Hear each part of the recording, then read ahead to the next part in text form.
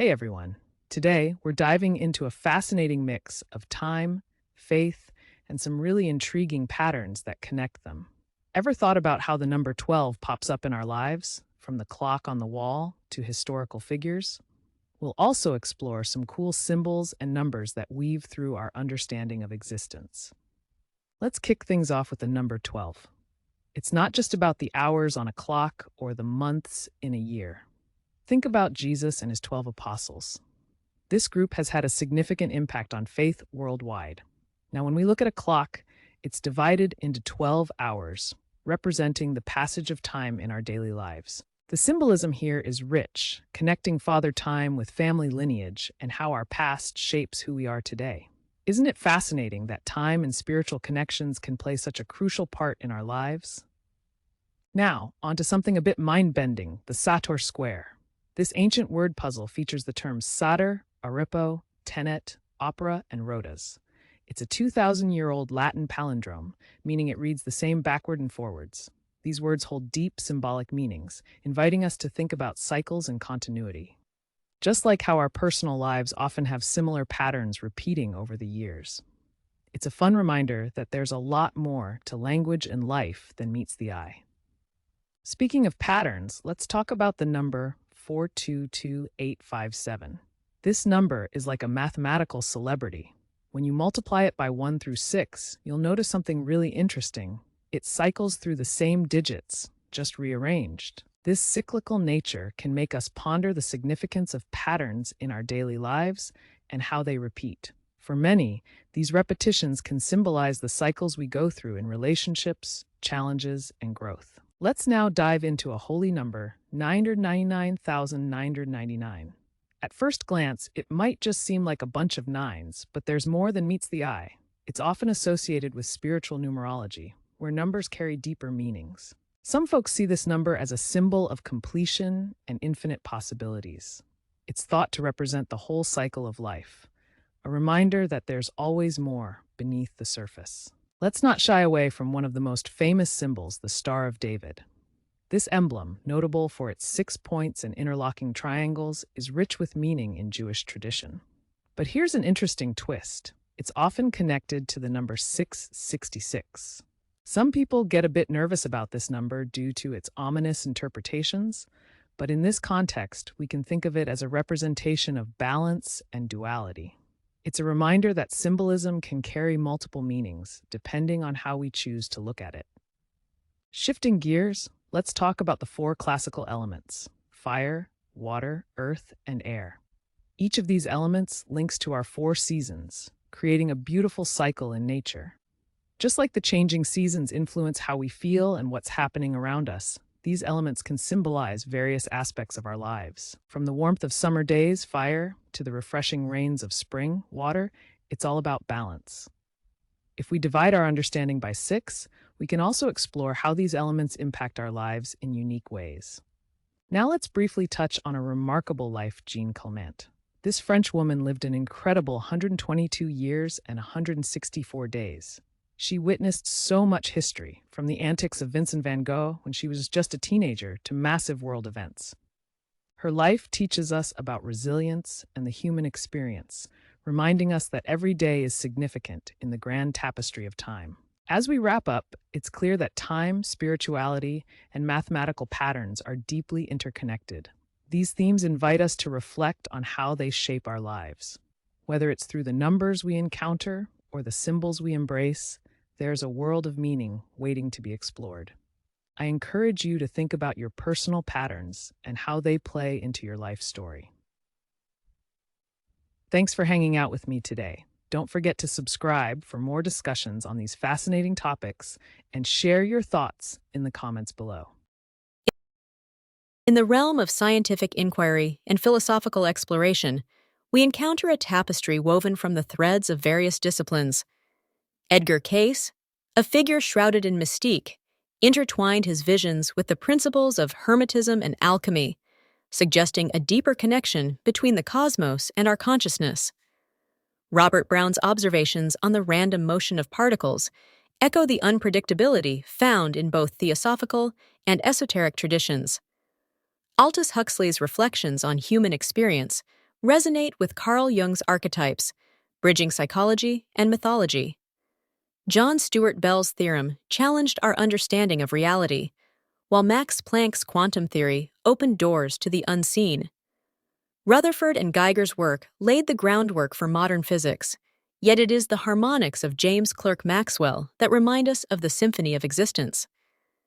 Integrating philosophy, theology, and information theory, we find a quest for knowledge that transcends mere science, inviting us to explore the profound mysteries of life itself.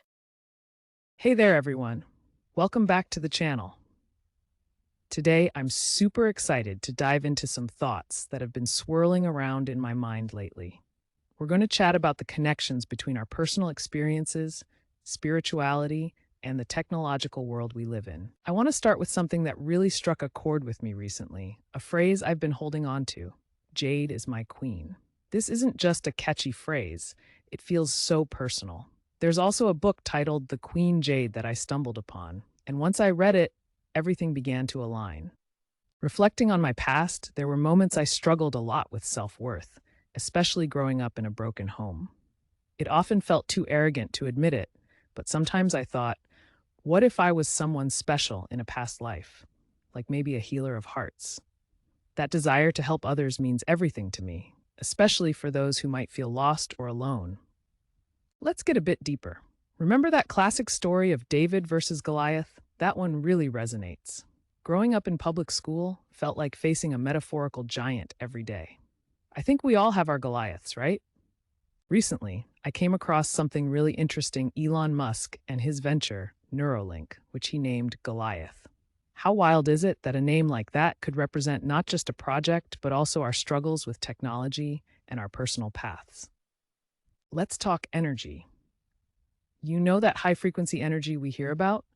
Well, I've been thinking a lot about how it can attract both positive and negative vibes. It's like this magnetic pull, drawing experiences toward us, good and bad. Take this fictional character Eli, for example. When he discovers his powers, it's like the universe suddenly goes bam. He's not just gaining strength, he's shaking things up in a big way. But with that awakening, something dark and ominous starts to stir. As Eli gets excited about his powers, things begin to shift. That initial thrill transforms into a sense of danger when a dark entity lurks on the sidelines. This tension is crucial. Then tragedy strikes when George, Eli's friend, passes away unexpectedly. This event leads Eli down a path of anger he's never felt before.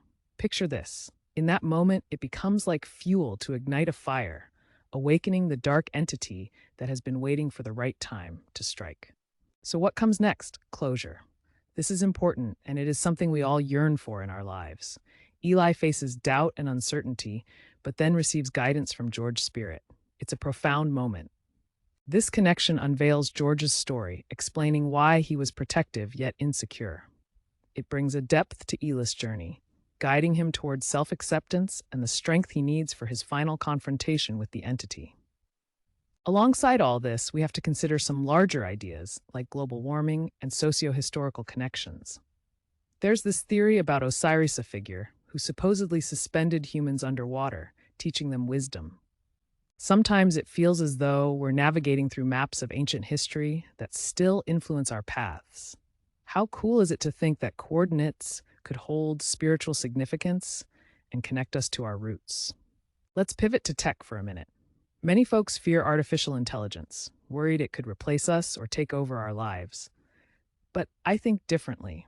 Aren't we already robots in a way, stuck in a system that keeps us chained to our jobs and routines? Imagine a world where AI is our ally, helping eliminate those mundane tasks, allowing us to thrive and connect more. A future where we aren't worried about job loss, but about coming together to co-create a better reality. Wow, what a journey we've been on today. We've explored how our experiences shape us, how spirituality intertwines with technology, and how we can find healing amidst our struggles. I would love to hear your thoughts. What do you think about the Code. I feel vibrations stirring within me.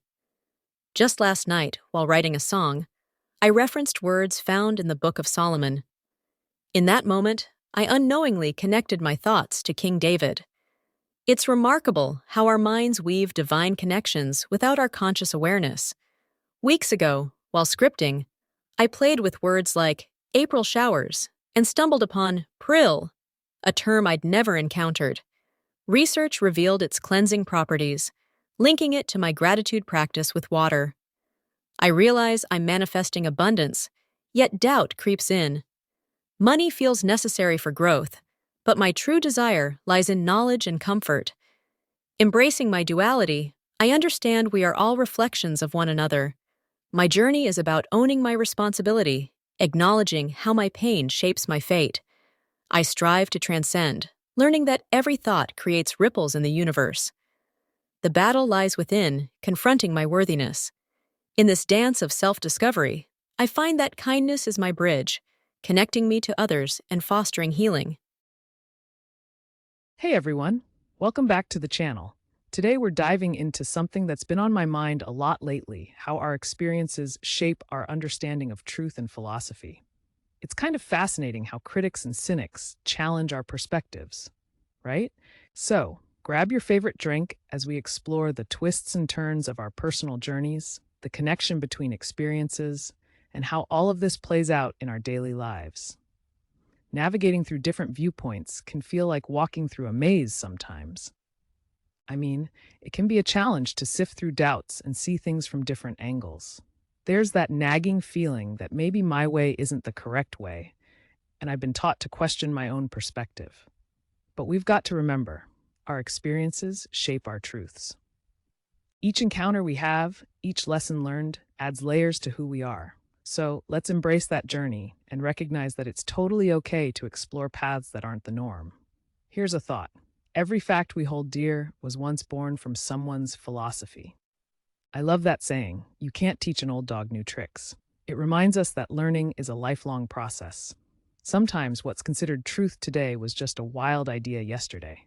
We have to ask ourselves, how do we define truth? Personal experiences hold so much weight in that journey.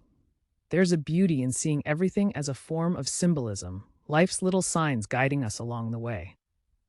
So let's be open to the idea that our personal experiences and philosophies intertwine, creating a unique tapestry that shapes our understanding of the world. But let's be real, sometimes that journey can feel intimidating, right? When we take a closer look at our experiences, it's like peering into a world of symbols and metaphors that can seem daunting. Picture the mythological creatures guiding us through trials. In those moments of solitude and challenge, it's okay to feel scared. It's part of the process. Those trials can feel like our personal underworld journeys, but they also show us our strength. Embracing those symbols helps us grow, even when the path feels heavy. Here's where it gets really cool. When we tune into ourselves, it's like we become part of this larger wave of energy. Have you ever sat in silence and felt lighter? Almost as if you're floating? It's like everything else around you is changing while you're anchored in your thoughts. This brings me to a quote from Men in Black. Who am I? Just a figment of your imagination. It's wild to think that our perceptions shape our reality. Let's remind ourselves how interconnected everything is, like waves in a beautiful ocean of consciousness. Now let's talk about something interesting. The phrase, "Jade is my queen." It brings to mind the book The Queen Jade, and I can't help but wonder about the connections there. Life often feels like a string of coincidences, doesn't it? It's wild how things can align out of nowhere. Like, in my own life, I've had thoughts, dreams, and experiences constantly reshaping my understanding. It feels as though everything is somehow connected. Recognizing these moments can really add depth to our journeys and remind us that we're part of something bigger.